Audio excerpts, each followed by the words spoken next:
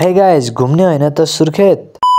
High guys welcome back to my मेरो another mini vlog. आज म एउटा नयाँ ठाउँ ट्रेभल गर्नको लागि जाँदैछु। Get ready for some amazing view, fun moments and lots of memories. Let's go Surkhet. So bus वा 4 बजे पुग्ने भनेको, तर के भयो भने 7 बजेसम्म बस आएन। अलमोस्ट 3 घन्टा कुर्दा पनि हामीहरू सबै एक्साइटेड थियौँ because we were heading to a नयाँ गाउँ, नयाँ ठाउँ सुर्खेत। फाइनली बस आएर हामीहरू चढ्यौँ। I shot some clip inside the bus but sadly ती भिडियो सबै डिलिट भए।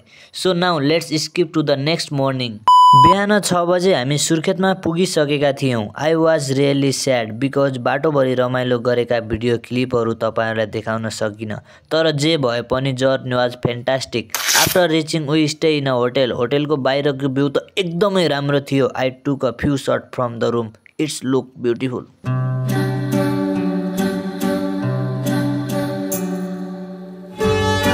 Then we decided to explore Surkhet famous Ghantaghar. होटेलबाट घण्टाघर अराउन्ड 500 मिटर टाढा थियो। So we walk there. On the way everything felt new, the road, the people, even the vibes. Finally we reach the clock tower. यो सुर्खेतको famous घण्टाघर हो। I recorded a short video clip there.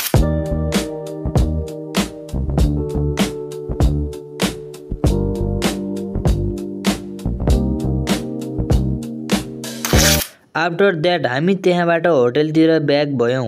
On the way we found some clothing shop. त्यहाँका जुत्ता कपडा हाम्रो गाउँको पसलभन्दा केही सस्तो रहेछ। या गाइज, अनि भान्जाले कम्बो सेट किनेर हामी त्यहाँबाट होटेल रिटर्न भयौँ। So guys, how did you like today's blog? Comment down below. Thank you so much for watching. Bye bye guys, see you in the next video.